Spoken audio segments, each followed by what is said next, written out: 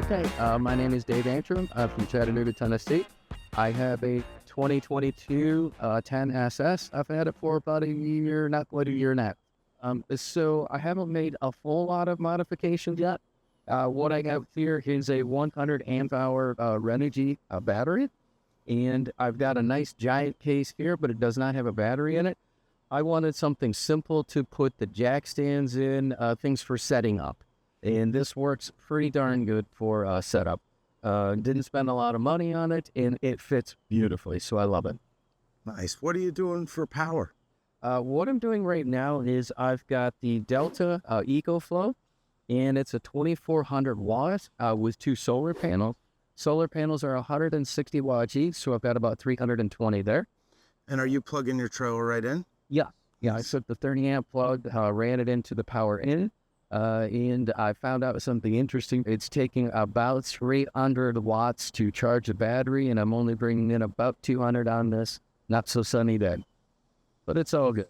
Then from there, I've got the Iron Man. It's a 6.5 foot awning, and then I put these painter poles. I got them at the local Home Depot store.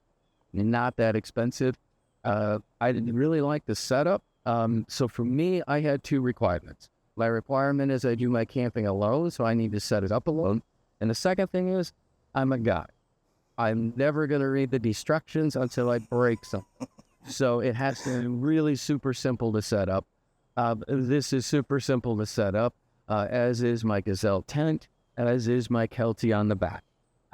If I am in energy conservation mode, meaning slow as I could possibly get, 5 minutes to set this up. It's probably 7 minutes to set that up, and it's probably 7 minutes to set that up. Easy setup is always good. And this center pole here is a modification that just makes it a lot stronger in the rain. We're all doing this these days. Real easy, pops in, pops out. Then it adjusts up and down, twists and locks into place. Nice. So I was interested in, if I do go out camping, if it's raining, well, I could possibly get wet depending on the rain. However, I watched a couple of videos from other bushwhackers, and I saw 1 or 2 other people that had this Kelty setup, and I like it that it extends out a good 8 feet from the back of the hatch, and then it goes probably another 1.5 feet on the sides, and it does come down between the mid-thigh level.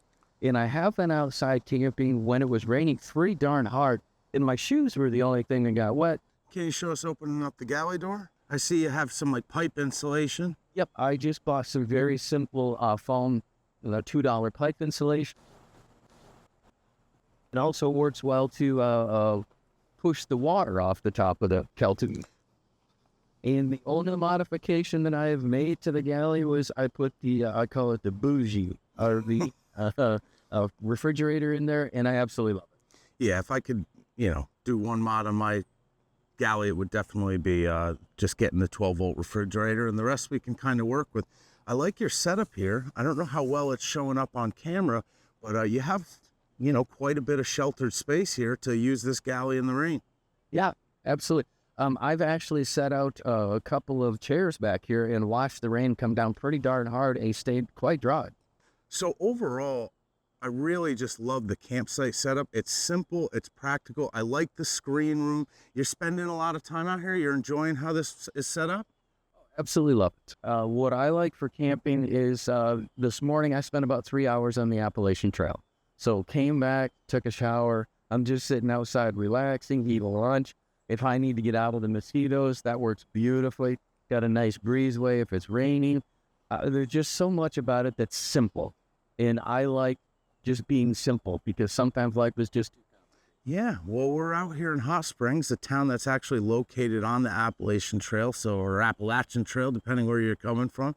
Very nice. Now, I see that you have some skin, some vinyl. Did you do that, or you bought the trailer that way? I put most of the vinyl on. The guys that had it before me had 1 or 2 of the things on. We have the checkerboards, look like the wind is blowing it that way. I wrecked a few of them, trying a few things, so I had to replace them. But the rest of the soft spot stuff I love. I saw some of that stuff on this channel and some of the other channels, watching all the Bushwhacker guys.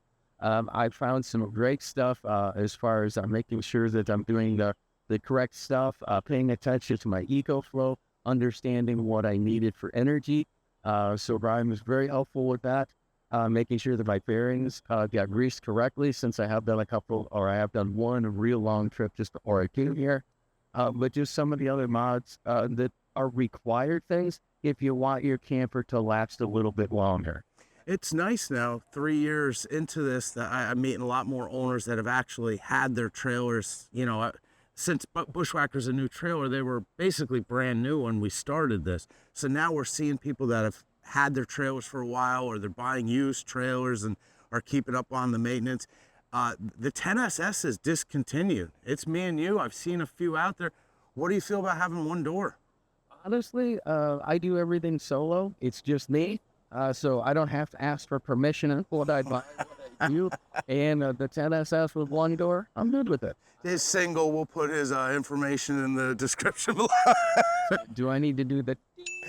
Yes, I'll add that. But do you still have your couch cushions? A lot of people don't realize that us SS folks actually got a backrest.